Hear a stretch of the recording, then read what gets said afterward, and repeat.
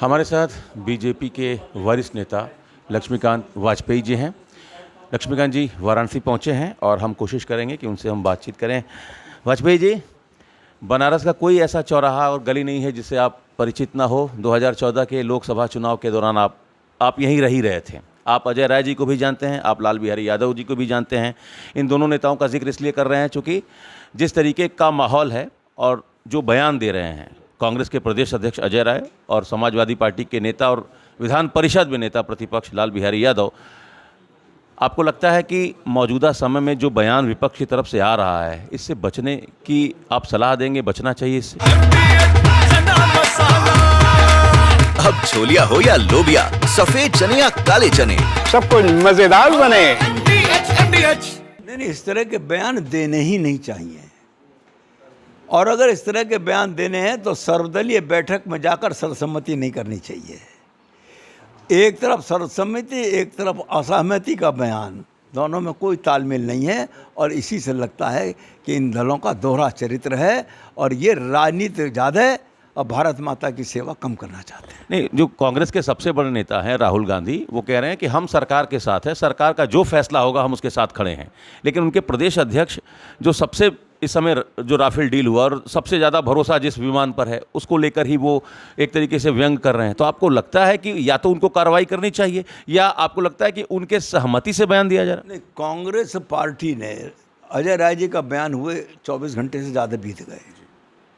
Congress party को चाहिए था कि तत्काल प्रभाव से उस पर कार्रवाई करती और इस बयान का खंडन करती और ये बताती कि कांग्रेस का राष्ट्रीय नेतृत्व उनके बयान से सहमत है या असहमत है। प्रियंका जी ने कहा कि हम पार्टी का बयान नहीं है वो। हाँ, तो अगर असहमत है तो उनके विरुद्ध कार्रवाई करनी चाहिए। कैसी कार्रवाई? और वो उनका आंतरिक मामला है। मैं तो इतना ही खाली कहूँगा कि अजय राय जी अपना हल्कापन प्रदर्शित ना करें।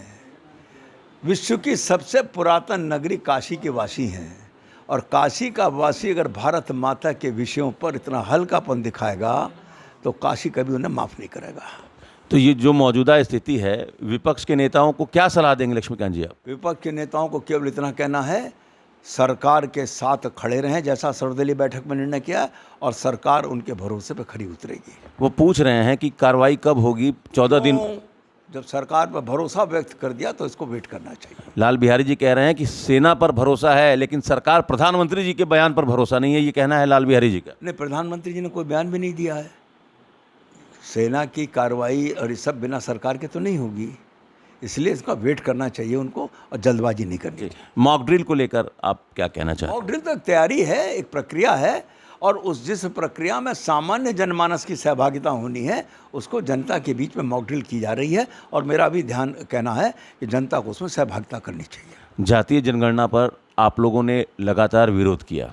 आप लोगों ने बताया कि जातीय जनगणना से समाज में विखंडन आएगा, समाज टूटेगा।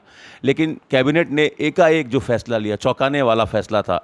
परिस्थिति और समय को देखकर, टाइमिंग को देखकर सवाल उठ रहे हैं।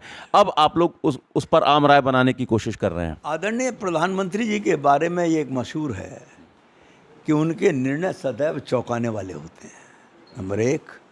नंबर 2, अभी तो केवल सरकार ने ये कहा है कि हम कराएंगे, लेकिन ये भी साथ साथ कहा है उसी विज्ञप्ति में कि सर्वदलीय बैठक बुला के सबकी आम राय बनाएंगे। तो सर्वदलीय बैठक होने दें, आम राय बनने दें, फिर देखते हैं। तो कब से शुरू होगा? समाजवादी पार्टी कह रहा है कि 2027 में ये पॉलिटिकल माइलेज लेने की कोशिश है, तैयारी है। अगर हर चीज़ को राजनीति के चश्मे से देखेंगे तो ये उचित नहीं है। चलिए, तो हर फैसले को राजनीति के चश्मे से नहीं देखा जाना चाहिए। विपक्ष के नेताओं को लक्ष्मीकांत वाजपेयी जी की सलाह है कि मौजूदा समय और स्थिति को देखते हुए अनर्गल प्रलाप और बयान से बचे। Amit Singh, TV 9 UP, Varanasi. दादी के हाथों का जादू और खुशबू से महकता घर, माँ की मुस्कुराहट और खाने की सुगंध, MDH गरम मसाला। क्योंकि हर रिश्ता है स्वाद से जुड़ा।